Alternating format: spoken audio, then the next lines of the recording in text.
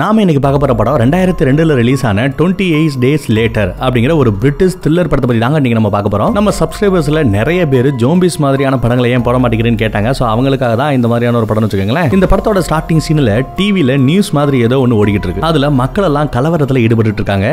அங்க police force மக்களை போட்டு அடிச்சு தள்ளிக்கிட்டு இருக்காங்க. நாடே கலவர பூமியா மாறி இருக்கு. வாகனங்கள் தீப்பிடிச்சு எரிஞ்சுக்கிட்டு இருக்கு. டிவிக்கு முன்னாடி ஒரு குரங்க கட்டி போட்டு வச்சிருக்காங்க. கூண்டுலயும் நிறைய குரங்குங்க அடைச்சு கிடக்குங்க. அப்போ செக்யூரிட்டி கேமராவை அடிச்சு உடைச்சுக்கிட்டு ஒரு குரூப் ஆஃப் பீப்புள் ஒரு குரூப் உள்ள வருது. அங்க இருக்கிற இந்த குரங்கு எல்லாத்தையுமே போட்டோ எடுத்து வச்சுக்கிறானுங்க. அங்க ஒரு டாக்டர் சரியா அந்த நேரத்துக்கு வந்துறாரு. இந்த குரூப்பை பார்த்துட்டு உடனே அந்த செக்யூரிட்டிக்கு கால் பண்ண போறான். ஆனா அந்த குரூப் அவனை தடுத்துறானுங்க. அந்த இடமே ஒரு லேபரேட்டரி மாதிரி ஏதோ இந்த குரங்குகளை வச்சு அவங்க ஆராய்ச்சி பண்ண மாதிரி தெரியுதுங்க. இந்த குரூப் யாருன்னா இந்த ப்ளூ கிராஸ் ஆளுங்க மாதிரி வன விலங்குகளை காப்பாற்றக்கூடிய ஆட்களாம், சோசியல் ஒர்க்கர்ஸ். இந்த குரங்குகள் எல்லாத்தையும் அடைச்சு வைக்கப்பட்டிருக்கிறத பார்த்துட்டு அதுகளை காப்பாத்துறதுக்காக ரிலீஸ் பண்ணி வரதுக்காக வந்திருக்கானுங்க. டாக்டர் அவங்க கிட்ட டேய் இந்த குரங்கு எல்லாத்துக்குமே வைரல் இன்ஃபெக்ஷன் இருக்குடா, ஏதோ ஒரு வைரஸ் வியாதி இருக்கு, அதுக ரத்தம் எச்சில்ல இந்த நோய் ஊறிக்கிட்டு இருக்கு, அதுகளை திறந்து விட்டா பெரிய ஆபத்தாயிடும்டா அப்படின்னு அந்த டாக்டர் எவ்வளவோ சொல்லி பாக்குறாரு. ஆனா இந்த பயலுக காதுலயே வாங்கிக்காம அந்த குரூப்ல ஒருத்தி ஒரு குரங்கோட கூண்ட திறக்கிறா. அது கரெக்டா பாஞ்சு வந்து திறந்து விட்ட மேலேயே விழுந்து அவளையே கடிச்சு வச்சிருது. அது கடிச்சதும் அவ கண்ணு அப்படியே மிருகம் மாதிரி மாறிடுது. வெறி பிடிச்ச மாதிரி நடந்துக்க ஆரம்பிக்கிறா. அவ பக்கத்துல நிக்கிற இன்னொருத்தனை கடிச்சு வச்சிடறா. டாக்டர் அவளை கொல்ல வேண்டிய கட்டாயத்துல ஒரு பொருளை தூக்கிட்டு அவளை அடிக்க வர அவ அதுக்குள்ள அந்த டாக்டரையுமே கடிச்சு வச்சிடறா. அங்க கட் பண்ணி இப்போ சரியா 28 நாளுக்கு பிறகு என்ன நடக்குது அப்படின்னு காட்டுறாங்க. இந்த படத்தோட ஹீரோ ஒரு ஹாஸ்பிடல் பெட்ல துணி இல்லாம அப்படியே படுத்து கிடக்கான். அவன் கண்ணு முழிச்சு பாக்குறப்ப சுத்தி எல்லா பொருளும் சதறி கிடக்கு. ஹீரோ ஹாஸ்பிடல்ல கடந்து ஒரு ட்ரெஸ் எடுத்து ஆபரேஷன் பண்ணும்போது ஒரு யூனிஃபார்ம் போடுவாங்க பாத்தீங்களா டாக்டர்ஸ், அந்த மாதிரி ஒரு ட்ரெஸ் கிடக்கு, யூனிஃபார்ம் கிடக்கு. அதை எடுத்து இவன் போட்டுக்கிறான். வெளியே வரான். அந்த ஹாஸ்பிடலே காலியா கிடக்கு. ஹீரோ அங்க இருக்கிற போன் எல்லாம் எடுத்து பாக்குறான். எதுலயுமே லைன் கிடைக்கலங்க. எல்லா லைனுமே கட் ஆகி கிடக்கு. ஹாஸ்பிடல்ல இருக்கிற வெண்டிங் மிஷின் உடைஞ்சு கிடக்கு. ஹீரோ வெளியே வந்து கிடக்கிற அந்த பெப்சியை எடுத்து பயங்கர பசியில இருக்கான் போல ஒல்லியா இருக்கான். அந்த பெப்சியை எடுத்து குடிச்சிட்டு மீதி இருக்கிறத ஒரு கேரி பேக்ல போட்டு எடுத்துட்டு ஹாஸ்பிடல்ல விட்டு வெளியே நடக்கிறான். ரோடே வெறிச்சோடி கிடக்கு. ஹீரோவை தவிர ஊர்ல ஒரு ஈக்காக்கா கூட இல்ல. அங்கங்க மக்களோட உடைமைகள் மட்டும் செதறி குப்பை மாதிரி கிடக்கு. ஒரு இடத்துல பெரிய பஸ் அப்படியே கவுந்து கிடக்கு. ஹீரோ சுத்தி முத்தி பார்த்துட்டு யாராச்சும் இருக்காங்களா அப்படின்னு கத்திட்டே போறான். ஹீரோ நடந்து போயிட்டே இருக்கான். ரோட்ல கார்ஸ் எல்லாம் அனாமத்தா நிக்குதுங்க. புறாக்கள் அங்கங்க மேய்ஞ்சிக்கிட்டு இருக்கு. அங்க ரோட்ல கிடக்கிற நியூஸ் பேப்பரை எடுத்து பாக்குறான். அதுல மக்கள் வெளியேறத பத்தி ஏதோ போட்டிருக்கு. அங்க இருக்கிற ஒரு பெரிய போர்டுல நிறைய பேரை காணும்னு வேற எழுதிருக்கு. அங்கெல்லாம் பாத்தீங்கன்னா ஒருத்தவங்க காணாம போனாங்கன்னா அவங்களோட போட்டோஸ் எல்லாம் எடுத்து நோட்டீஸ் போர்டு மாதிரி தெருவுக்கு தெரு வச்சிருப்பாங்க. அதுல ஒட்டி வைப்பாங்க. அந்த மாதிரி இங்க காணாமல் போனவர்கள் பற்றிய நோட்டீஸே பாத்தீங்கன்னா நிறைஞ்சு வலிற ரேஞ்சுக்கு ஒட்டி வச்சிருக்கானுங்க. ஹீரோ நடந்து அப்படியே பக்கத்துல இருக்கிற ஒரு சர்ச்சுக்குள்ள போறான். உள்ள போனா கிட்டத்தட்ட ஒரு 500 பேர் செத்து பணமா கிடக்காங்க. ஹீரோ அதை பார்த்து அப்படியே ஸ்தம்பிச்சு போய் நிக்கிறான். ஹீரோ ஹலோ ஹலோ யாராவது இருக்கீங்களா அப்படின்னு கத்த பெணங்களுக்கு நடுவுல இருந்து திடீர்னு 2 பேர் எந்திரிச்சுக்கிறானுங்க. ஹீரோ பயந்துகிட்டே மேல போக உள்ள இருந்து ஒரு சர்ச்சு ஃபாதரியாரு வெறுபிடிச்ச மாதிரி நடந்து வரான். ஹீரோ என்னாச்சு உங்களுக்கு அப்படின்னு கேட்க ஃபாதரியாரு பதிலே சொல்லாம ஹீரோவை நெருங்கி வரான். ஹீரோ பயத்துல கையில இருக்கிற அந்த கேரி பேக்கை வச்சு அந்த ஃபாதரியாரை அடிச்சு தூர தள்ளி வரான். அப்புறம் ஹீரோ அலறி அடிச்சுக்கிட்டு அந்த சர்ச்சில இருந்து வெளியே ஓடி வர அவனை துரத்துக்கிட்டே சில வெறி பிடிச்சவனுங்க வரானுங்க. ஹீரோ என்ன பண்றதுன்னு தெரியாம முழிக்க ஹெல்ப்புக்கு 2 முகமுடி போட்டவனுங்க எங்க இருந்தோ வராங்க. அவங்க துரத்திட்டு வரவங்க மேல பெட்ரோல் வெடிகுண்ட வீசி வெறி பிடிச்சவங்களை பத்திக்கிட்டு எரிய வைக்கிறானுங்க. முகமுடி போட்டவங்க நம்ம ஹீரோவை இழுத்துட்டு ஓட நெருப்பு பிடிச்சு உடம்பெல்லாம் எரிஞ்சுக்கிட்டு இருக்கிற நிலைமையிலையும் அந்த வெறி பிடிச்சவனுங்க இன்னும் துரத்திக்கிட்டு தாங்க வராங்க. இந்த முகமுடி போட்டவங்கல ஒருத்தன் அந்த பெட்ரோல் பங்க் அப்படியே கொளுத்தி விட்டு ஓடுறான். அந்த இடமே அப்படியே வெடிச்சு செதறதுங்க. அந்த வெடி செதறல்ல மாட்டிக்கிட்டு இந்த 2 வெறி பிடிச்சவங்களும் செத்து போறானுங்க. இந்த 3 பேருமே அப்புறம் அங்க இருந்து தப்பிச்சு ஒரு குடோனுக்குள்ள ஓடி வந்து உட்காந்துக்கிறாங்க. முகமுடி போட்டுக்கிட்டு இருந்த 2 பேர்ல முகமுடிய கலட்டினா அதுல ஒருத்தி நம்ம படத்தோட ஹீரோயின், இன்னொருத்தன் ஒரு ஃப்ரெண்ட். ஹீரோ ஒரு கொரியர் போடுற பையனா இருந்தானா. ஒரு நாள் கொரியர் போட போனப்போ ஒரு கார் வந்து இவன் இடிச்சதுல கோமாக்கு போயிட்டானா. அதுக்கப்புறம் இன்னைக்கு தான் முழிச்சு பார்த்திருக்கான். முழிச்சு பார்த்தா உலகமே தலைகீழா மாறி போய் கிடக்கு. ஹீரோயின் அவங்க கிட்ட என்ன நடந்துச்சு அப்படிங்கறத சொல்ல ஆரம்பிக்கிறான். இந்த வைரல் இன்ஃபெக்ஷன் கொஞ்சம் கொஞ்சமா பரவ ஆரம்பிச்சதா. அந்த லேப்ல ஸ்டார்ட் ஆனது இந்த மொத்த நாட்டிலையுமே பரவி இருக்கு. அவங்கள கட்டுப்படுத்துறதுக்காக போலீஸ்ல இருந்து ஆர்மி வரைக்கும் எவ்வளவோ பேர் முயற்சி பண்ணியிருந்தாங்க. வெறி பிடிச்சவங்களோட எண்ணிக்கை நாளுக்கு நாள் எல்லை மீறி போய்கிட்டே இருந்தது. கொஞ்ச நாள்ல டிவி ரேடியோ கனெக்ஷன் எல்லாமே இல்லாம போயிடுச்சு. பின்ன போலீஸ்காரங்க ஆர்மிக்காரங்க அவங்களுக்குள்ளேயும் இந்த வியாதி பரவ ஆரம்பிச்சு கடைசியில இந்த கவர்மெண்டே ஒண்ணு இல்லாம போயிட்டு தான் நம்ம ஹீரோயின் சொல்றான். இதே மாதிரி தான் ஹீரோயினும் அந்த ஃப்ரெண்டும் அவங்களோட ஃபேமிலியில இருக்கிற நிறைய பேரை இழந்து நிக்கிறாங்க. கடைசி 6 நாளா இவங்க 2 பேரும் ஒன்னா தான் சுத்திக்கிட்டு இருக்கானுங்களாம். ஆனா இத்தனை நாட்களா இந்த 6 நாட்கள்ல இவங்க பார்த்த வெறிபிடிக்காத ஒருத்தன் அப்படின்னா நம்ம ஹீரோ மட்டும் தானே. அந்த அளவுக்கு நகரத்துல வெறிபிடிச்சவங்களோட எண்ணிக்கையும் பிணங்களோட எண்ணிக்கையும் அதிகமா கிடக்கும். ஹீரோ தன்னோட ஃபேமிலி என்னானாங்க அப்படின்னு போய் பாக்குறதுன்னு ஒரு முடிவுக்கு வர போய் பார்க்கணும்னு வேற சொல்றான். அதுக்கு அந்த ஃப்ரெண்டுக்காரன் ரூல் நம்பர் 1 நம்ம தனியா போனா கதை முடிஞ்சிடும். ரூல் நம்பர் 2 பகல்ல மட்டும் தான் வெளியே போக முடியும். இன்னைக்கு இங்க இருந்துட்டு நாளைக்கு காலையில உன் வீட்டு தேடி நம்ம போலாம் அப்படின்னு சொல்றான். நைட்டு அங்க இருக்கிற குக்கீஸ் எல்லாத்தையும் சாக்லேட் எல்லாத்தையும் சாப்பிட்டு உயிர் வாழ்றானுங்க. அடுத்த நாள் காலையில ஆயிடுதுங்க. ஒரு பேக்கோட ஹீரோ ஹீரோயின் இந்த ஃப்ரெண்டுக்காரன் 3 பேருமே நடக்க ஆரம்பிக்கிறாங்க. 3 பேரும் நம்ம ஹீரோட வீட்டுக்குள்ள மெதுவா போறாங்க. மாடியில ஹீரோவோட அம்மாவும் அப்பாவும் பெட்லயே கோரமான முறையில செத்து போய் கிடக்காங்க. தூக்க மாத்திரை போட்டு சூசைட் பண்ணிக்கிட்டாங்க போலங்க. அச்சச்சோ. அம்மா கையில ஹீரோவோட சின்ன வயசு போட்டோ இருக்கு. ஹீரோ போட்டோவை பின்பக்கம் பார்க்க, நீயும் தூங்கிக்கிட்டு இருக்க, நாங்களும் நிரந்தரமா தூங்க போறோம், கோமால இருந்து எந்திரிச்சிராதராமோனே அப்படின்னு எழுதி வச்சிருக்காங்க. ஹீரோ அதை பார்த்துட்டு அப்படியே கண்ணீர் விடுறாங்க. ஆனா நம்ம ஹீரோயின் அவங்கள பார்த்துட்டு, அவங்க இப்பேற்பட்ட ஒரு நிம்மதியான சாவை தேடிட்டாங்களே அப்படின்னு நினைச்சு நீ சந்தோஷப்படுன்னு சொல்றா. இதுல சந்தோஷப்பட என்ன இருக்குன்னு நம்ம ஹீரோ கொஞ்சம் கோவமா கேட்க, நான் என் அம்மா அப்பா தங்கச்சி 4 பேரும் தப்பிச்சலான்னு சொல்லிட்டு ஏர்போர்ட்டுக்கு போனோம். அங்க நாங்க நடந்து போனப்போ பிணங்கள் மேலதான் நடந்தே நாங்க போனோம். அவ்வளவு கூட்டமா பிணங்கள் கிடந்தது. என் தங்கச்சி கை நழுவி அந்த கூட்டத்துல பிணங்களுக்கு மத்தியில விழுந்து காணாம போயிட்டா. கூட்டத்துல ஒருத்தன் இன்ஃபெக்ட் ஆயிருந்திருக்கான். அங்க பக்கத்துல நடந்து போனவங்கள ஒருத்தன், அவன் மூலமா அந்த இன்ஃபெக்ஷன் வேகமா சுத்தி இருந்த எல்லாருக்கும் பரவிடுச்சு. நான் அந்த பிணங்கள் மேல ஏறி தப்பிக்க பார்த்தேன். அப்போ என் அப்பா என் கண்ணுல பட்டாரு. அவரோட முகத்தை நீ பார்த்திருக்கணும், அவ்வளவு கொடூரமா கொதறப்பட்ட நிலைமையில இருந்துச்சு அப்படின்னு இந்த ஃப்ரெண்டுகாரன் சொல்றான். அவங்க குடும்பமே இப்படி கொடூரமா கொதறப்பட்ட நிலைமையில அடுத்தடுத்து செத்து போயிருக்காங்க. அந்த சாவோட கம்பேர் பண்ணும்போது உங்க அப்பா அம்மாவோட சாவு ஒரு நல்ல சாவு அப்படின்னு சொல்றாங்க. சாயந்தரம் ஆயிட்டதால அந்த 3 பேருமே நம்ம ஹீரோ வீட்லயே தங்கிடுறாங்க. அப்புறம் அடுத்த நாள் காலையில விடியுது. ஹீரோயினும் ஃப்ரெண்டும் தூங்கிட்டு இருக்காங்க. அப்பயும் ஹீரோ மட்டும் ஏக்கமா தன்னோட அப்பா அம்மாவோட போட்டோவையே பாத்துக்கிட்டு இருக்கான். அப்போ திடீர்னு ஒரு வெறுபிடிச்ச தாத்தா கண்ணாடி கதவை உடைச்சுக்கிட்டு வந்து உள்ள குதிக்கிறான். ஹீரோ மேல பாஞ்சு அந்த ஆள் அப்படியே கடிக்க பார்க்க ஹீரோ ஹீரோயினையும் ஃப்ரெண்டையும் கத்தி கூப்பிடுறான். ஃப்ரெண்டுகாரன் கத்தியோட ஓடி வந்து இந்த வெறுபிடிச்ச தாத்தாவோட போராடி அந்த ஆளை கொன்னுறாருங்க. ஹீரோயினும் ஆக்ரோஷமா, வெறுபிடிச்ச தாத்தா உன்னை கடிச்சாரா, அவரோட ரத்தம் வாய்க்குள்ள போச்சா அப்படி இப்படி நம்ம ஹீரோவை பார்த்து கேட்க, ஹீரோ இல்லைன்னு மண்டையாட்டுறான். ஆனா இந்த தாத்தா கூட நம்ம ஃப்ரெண்டுகாரன் சண்டை போட்ட அந்த சண்டையில கடி வாங்கிட்டு தாத்தா இவரை கடிச்சிட்டாரு அப்படிங்கிற மேட்டரை ஃப்ரெண்டுகாரன் மித்த யாருக்கும் சொல்லாம ரத்தத்தை தொடச்சுக்கிட்டு அப்படியே அமைதியா நிக்கிறான். ஹீரோயின் அந்த ஃப்ரெண்டுகாரன் கடிப்பட்டதை பார்த்த செகண்ட் எதையும் யோசிக்காம கத்தி எடுத்து ஓங்கி 4 வெட்டு வெட்டுறா. ஃப்ரெண்டுகாரனோட சோழியை முடிச்சிடறா. ஹீரோக்கு என்ன செய்யறதுன்னு தெரியல. பயங்கர குழப்பம், பயம். ஹீரோயினை சும்மா நின்னுகிட்டு இருக்காம போய் அந்த ட்ரெஸ்ஸை மாத்து, நிறைய பேர் வருவாங்க, அவங்க வரதுக்குள்ள வீட்டை விட்டு நம்ம கிளம்பி ஆகணும் அப்படின்னு அசால்ட்டா சொல்லிட்டு ஹீரோ வீட்ல இருக்கிற சாப்பிடுற மாதிரியான ஐட்டங்கள் எல்லாத்தையுமே வேகமா பேக் பண்றான். ஹீரோவும் ஹீரோயினும் சேஃபான இடத்தை தேடி நடந்து போயிட்டு இருக்காங்க. அப்ப ஹீரோ ஏன் அந்த ஃப்ரெண்டுகாரரை கொன்ன அப்படின்னு கேக்குறான். பதிலுக்கு ஹீரோயின் அவன் இன்ஃபெக்ட் ஆயிட்டான், அவன அந்த வியாதி பத்திக்கிச்சு தொத்திக்கிச்சு, இன்ஃபெக்ட் ஆன ஒருத்தவங்களை 20 செகண்டுக்குள்ள நம்ம கொன்னாகணும், இல்லைன்னா அவங்களுக்கும் அந்த வெறி பிடிச்சிரும் அப்படின்னு சொல்றான். அதனாலதான் யோசிக்காம அந்த 20 செகண்டுக்குள்ள அவ அடிச்சு கொலை பார்த்திருக்கா. அப்போ தூரத்துல இருக்கிற ஒரு பில்டிங்ல லைட் விட்டு லைட் அப்படியே கொஞ்சம் அமர்ந்து எரியுதுங்க. அதை 2 பேரும் பாக்குறாங்க. உடனே 2 பேரும் அந்த பில்டிங்குள்ள போய் சேர்றாங்க. அங்க நிறைய ட்ராலியா குஞ்சு கிடக்கு. ஹீரோவும் ஹீரோயினும் அதுல ஏறி படிக்கட்டுல நடக்க ஆரம்பிக்கிறாங்க. கொஞ்ச நேரத்திலேயே ஹீரோக்கு எனர்ஜி அப்படியே குறைஞ்சதுங்க. தலை சுத்துற மாதிரி இருக்கு, மூச்சு முட்டுது. ஹீரோ அப்படியே படிக்கட்டு மேலேயே உட்காந்துக்கிறான். ஹீரோயின் அவனுக்கு கொடுக்கலாமேன்னு ஜூஸ் பாட்டில் எடுத்து கையை எடுக்கிறா, கையை நீட்டுறா. அந்நேரம் பார்த்து 2 வெறி பிடிச்சவங்க பில்டிங்குள்ள நுழைஞ்சு அந்த ட்ராலி மேலேயே ஏற ஆரம்பிக்கிறானுங்க. இது தெரிஞ்ச ஹீரோயினும் ஹீரோவும் எந்திரிச்சு ஓட ஆரம்பிக்கிறாங்க. ஹீரோ ஓட முடியாம ஓடிக்கிட்டு இருக்கான். கொஞ்ச தூரம் 2 பேரும் படிக்கட்டுல ஏறின பிறகு பார்த்தா அங்க பிளாக் ட்ரெஸ் போட்டுக்கிட்டு சீலோட ஒருத்தன் நின்னுகிட்டு இருக்கான். கருப்பு கலர் ட்ரெஸ் போட்டுட்டு ஒரு கவசம் மாதிரி ஒன்னு கையில வச்சுக்கிட்டு 2 பேர் நின்னுகிட்டு இருக்கானுங்க. ஒருத்தன் நின்னுகிட்டு இருக்கான். அவன் இந்த 2 பேருக்கும் வழியை விட்டுட்டு துரத்திட்டு வந்த அந்த 2 பேரும் வெறி பிடிச்சவங்களையும் தான் கையாலேயே சாடிக்கிறான். பின்ன ஹீரோவும் ஹீரோயினும் அந்த பிளாக் ட்ரெஸ் போட்டவன், அந்த ஆளுக்கு ஒரு பொண்ணு இருக்கும், அதனால அப்பா பொண்ணு வச்சுப்போம். அந்த அப்பாவும் பொண்ணும் தங்கி இருக்கிற அந்த வீட்டுக்குள்ள போய் உட்காந்துக்கிறாங்க. இந்த வீட்டுக்குள்ளதான் அவங்க தூரத்துல இருந்து பார்த்த அந்த லைட் அமர்ந்து எரிஞ்சிருக்கு. இவங்க தான் சிக்னல் கொடுத்து அவங்கள வர சொல்லிருக்காங்க.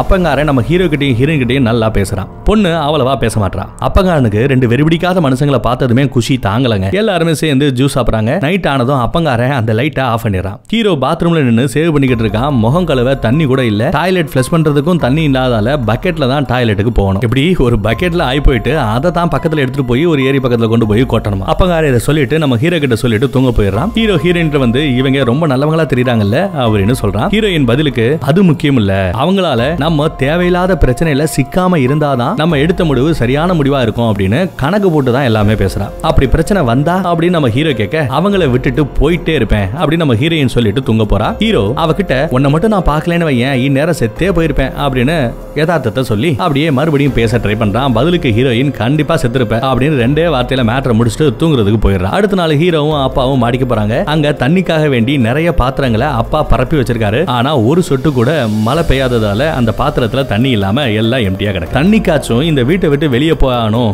அப்படின்னு அந்த அப்பா முடிவெடுக்கிறாரு. அப்பா ஒரு ரேடியோவை வச்சுக்கிட்டு யாராச்சும் பேசுறாங்களா அப்படின்னு கேட்டுக்கிட்டு இருக்காரு. அப்போ அதுல ஒரு அனௌன்ஸ்மெண்ட் ஒளிபரப்பாகுது. மிலிட்டரிக்காரங்க ஒரு அட்ரஸ் சொல்லி நல்ல நிலைமையில இருக்கிறதாவும் அந்த அட்ரஸுக்கு வெறிபிடிக்காதவங்க யாரா இருந்தாலுமே வந்துருங்க அப்படின்னு ரேடியோ மூலமா ஒளிபரப்பிக்கிட்டு இருக்காங்க. அப்பங்கார அந்த இடத்துக்கு போயலாம்னு போனாதான் நம்ம உயிர் பிழைக்க முடியும். அந்த மாதிரி ஆட்கள் கூட அதுவும் குறிப்பா ஆர்மிக்காரங்களோட நம்ம சேர்ந்தாதான் பாதுகாப்பா இருக்க முடியும் சொல்ல ஹீரோயின் வெளியே போனா செத்துருவோம்னு சொல்றான். ரெண்டு பேரும் மாத்தி மாத்தி வெளியே போலாமா வேண்டாமா அப்படின்னு வாக்குவாதம் பண்ண, நாம இங்கே இருந்தாலும் செத்துருவோம், மிலிட்டரிக்கார ஆபீசர் கிட்ட போனா கொஞ்சம் சேஃபா வாச்சு இருக்கலாம், அதனால அங்க எப்படியாச்சும் போக ட்ரை பண்ணணும்னு அந்த பொண்ணுகாரி இப்போ அப்பா மாதிரியே பேச ஆரம்பிக்கிறா. அப்பங்காரனோட டாக்ஸில 4 பேருமே சேர்ந்து போக ஆரம்பிச்சுறாங்க. அப்போ இடையில ஒரு அண்டர் கிரவுண்ட் வருதுங்க. டாக்ஸி உள்ள போக அந்த அண்டர் கிரவுண்ட் ஃபுல்லாவே பிணங்களும் காருமா நிரம்பி கிடக்கு. அப்பங்காரன் அந்த கார் மேலேயே வண்டியை ஏத்தி ஓட்டிட்டு போறான். கார்ஸ் எல்லாம் தாண்டி டாக்ஸி போய்கிட்டே இருக்கு. ஆனா டாக்ஸியோட ஒரு டயர் பஞ்சர் ஆகி வண்டி நின்னு போடுதுங்க. அந்த பொண்ணு காருக்கு அடியில குனிஞ்சு டயரை கலட்ட ட்ரை பண்றா. அப்போ கச்ச கச்ச கச்சன்னு ஒரு 50ல இருந்து ஒரு 100 எலிங்க ஓடி வருதுங்க. உடனே அவ பதறி அடிச்சுக்கிட்டு எந்திரிச்சிடறா. அந்த இடத்தை நோக்கி வெறிபிடிச்சவங்க ஓடி வர ஆரம்பிக்கிறாங்க. உடனே ஹீரோ ஹீரோயின் அப்பா 3 பேருமே அந்த டாக்ஸில ஒரு பக்கமா சாச்சு பிடிச்சுக்கிறாங்க. அந்த பொண்ணு வேக வேகமா பஞ்சரான அந்த டயரை மாத்துறா. வெறி பிடிச்சவங்க ரொம்ப பக்கத்துல நெருங்கி வர நேரத்துல இந்த 4 பேருமே அந்த டாக்ஸில ஏறி கரெக்டா அவங்க வர இவங்க கிளம்புன்னு சரியா இருக்கும். ஒரு வழியா இந்த மிகப்பெரிய பிரச்சனையில இருந்து அவங்க எஸ்கேப் ஆறாங்க. போற வழியில ஒரு ஷாப்பிங் மாலை பார்த்ததுமே 4 பேர் இறங்கி போய் சாப்பிடுறதுக்கு தேவையான அந்த பொருட்களை எல்லாத்தையுமே அள்ளிக்கிறாங்க.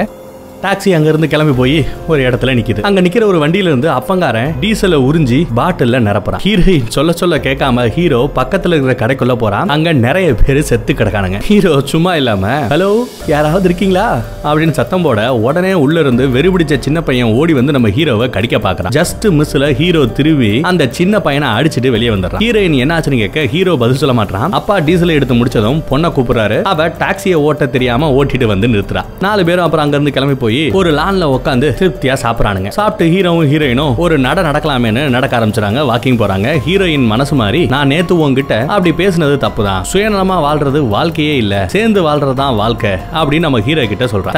தங்கி ஹீரோயின் ஹீரோ கணத்துல லைட்டா ஒரு முத்தத்தை கொடுத்துற ஹீரோவும் சிரிச்சுக்கிட்டே போயிடுறான். நைட்டு அவங்க அங்கேயே தங்கிடுறாங்க. ஹீரோயின் மட்டும் தூங்கிக்கிட்டு இருக்கிற அந்த சமயத்துல நம்ம ஹீரோவுக்கும் அந்த பொண்ணுகாரிக்கும் தூக்கம் வர மாதிரி தெரியல. தூக்கம் வரல போல. அப்பா உட்காந்து காவல் காத்துக்கிட்டு இருக்கான். ஹீரோ ஹீரோயினை எழுப்பி நீ மட்டும் எப்படி நல்லா தூங்குற அப்படின்னு கேக்குறா. அவ பேக்குக்குள்ள இருந்து தூக்க மாத்திரை எடுத்து நீட்டுறா. ஆளுக்கு 2 போட்டுக்கலாமான்னு ஹீரோ கேட்க என் பொண்ணுக்கு தராதேன்னு அப்பங்காரன் சொல்றான். அப்பா ப்ளீஸ் பா கொஞ்ச நேரமாச்சும் தூங்கிக்கிறேன்பா அப்படின்னு பொண்ணு கெஞ்ச சரி அரை மாத்திரை மட்டும் போட்டுக்கன்னு அப்பா சொல்றாரு. ஹீரோயின் கூடவே ஹீரோவும் பொண்ணும் படுத்து நல்லா தூங்கிடுறாங்க. ஹீரோ தூக்கத்துல கெட்ட கனவு கண்டு வர அப்பா அவனை தட்டி கொடுத்து தூங்க சொல்றான். அடுத்த நாள் விடிஞ்சதும் ஹீரோ நல்லா கொரட்டை விட்டு தூங்கிக்கிட்டு இருக்க அப்பா அவன் காது கிட்ட டாக்ஸியை நிறுத்தி ஹாரன் அடிச்சு எந்திரா அப்படின்னு எழுப்பி விடுறான். ஹீரோவும் எந்திரிச்சு போய் டாக்ஸில ஏறிக்க டாக்ஸி அங்க இருந்து கிளம்புதுங்க. ஹீரோயினும் அந்த பொண்ணும் அப்படியே அவங்க பயணப்பட்டுக்கிட்டு இருக்கும்போது காடெல்லாம் எடுத்து விளையாடிக்கிட்டு போறாங்க.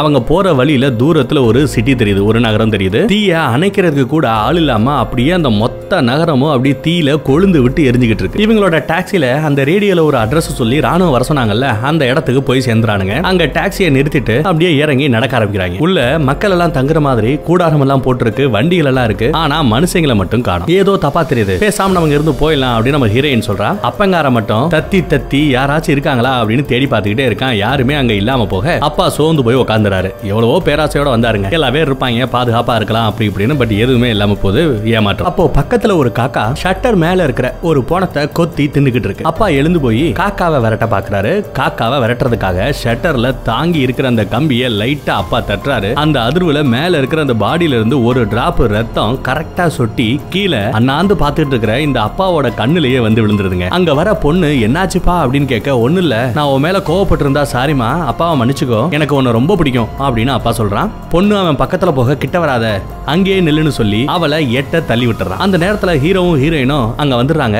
அப்பாவுக்கு வெறி பிடிக்க ஆரம்பிச்சிருது. ஹீரோயின் பொண்ணை இழுத்துட்டு தான் கூட வச்சுக்கிட்டு ஹீரோ கிட்ட சொல்லி அப்பாவை கொல்ல சொல்றான். ஹீரோ என்ன செய்யறதுன்னு தெரியாம ஒரு செகண்ட் தயங்க வெறிபிடிச்ச அந்த அப்பா ஹீரோவை நெருங்கி வராரு. கொஞ்சம் தூரத்துல இருந்து சோல்ஜர் ஒருத்தன் அப்பாவை சரமாரியா சுட்டு கொன்னுறாங்க. அதுக்கப்புறம் பார்த்தா அங்க இருந்து சில சோல்ஜர்ஸ் நேரா வந்து ஹீரோ ஹீரோயின் அந்த பொண்ணு 3 பேரையும் வண்டியில அந்த கேம்புக்கு கூட்டிட்டு போறாங்க. அவங்க அப்பா எதிர்பார்த்த அந்த கேம்ப் மக்கள் இது எல்லாமே உண்மையிலேயே ஒரு இடத்துல இருக்குங்க. இது வந்து ஒரு செட்டப். ஒருவேளை வெறிபிடிச்சவங்க இங்க வந்துட்டாங்கன்னா அப்படிங்கிற மாதிரி இவங்க செட்டப்ல வச்சிருக்காங்களா என்னன்னு தெரியல, போக தான் தெரியும். அப்புறம் அந்த 3 பேருமே அப்பா செத்த அந்த சோகத்துல இருக்காங்க. அந்த கேம்ப் வாசல்ல நின்னு கேப்டன் அவங்கள வரவேற்கிறான். ஹீரோ முதல்ல குளிக்க போறான். வெளியில நிக்கிற அந்த சோல்ஜர்ஸ் இவங்களோட டாக்ஸியை வச்சு விளையாட்டிட்டு இருக்கானுங்க. அந்த பொண்ணு அசதியா படுத்து தூங்குறா. ஹீரோ ஹீரோயின் கிட்ட பேச வர ஹீரோயின் தேம்பி அழ ஆரம்பிக்கிறா. அப்பா இல்லாம அந்த பொண்ணு என்ன பண்ணுவாளோ அப்படின்னு சொல்லி ஹீரோயின் செத்து போன அந்த தகப்பனுக்காகவும் இந்த பொண்ணுக்காகவும் அழுகிறா. ஹீரோ அவளை சமாதானப்படுத்த ட்ரை பண்ணிட்டு இருக்கான். ஆனா அவ நினைச்சு அழுகிறா, நிறுத்தாம அழுகிறா. ஹீரோ டக்குன்னு அவளை கிஸ் பண்ணிடுறா. ஹீரோயின் இதை கொஞ்சம் கூட எதிர்பார்க்கல, ஒரு சர்ப்ரைஸா இருக்கு. அப்புறம் ஹீரோயின் மறுபடியும் இவனை கிஸ் பண்ணிக்கிட்டு பாதிலேயே எந்திரிச்சு போயிடுறா. ஹீரோ வெளியில உட்கார்ந்து இருக்கிற அந்த கேப்டன் கிட்ட போறான். கேப்டன் அவங்க கிட்ட கேம்பை சுத்தி இருக்கிற அந்த செக்யூரிட்டி சிஸ்டத்தை பத்தி எல்லாம் தெளிவா எக்ஸ்பிளைன் பண்றான். பிறகு அவனை கூட்டிட்டு போய் கிச்சனை சுத்தி காட்டுறான். அதே சமயம் பின்னாடி பக்கம் போனா வெறுபிடிச்ச ஒரு சோல்ஜர் நம்ம கேப்டன் உயிரோட கட்டி போட்டு வச்சிருக்கான். ஏன் இப்படி பண்றாருன்னா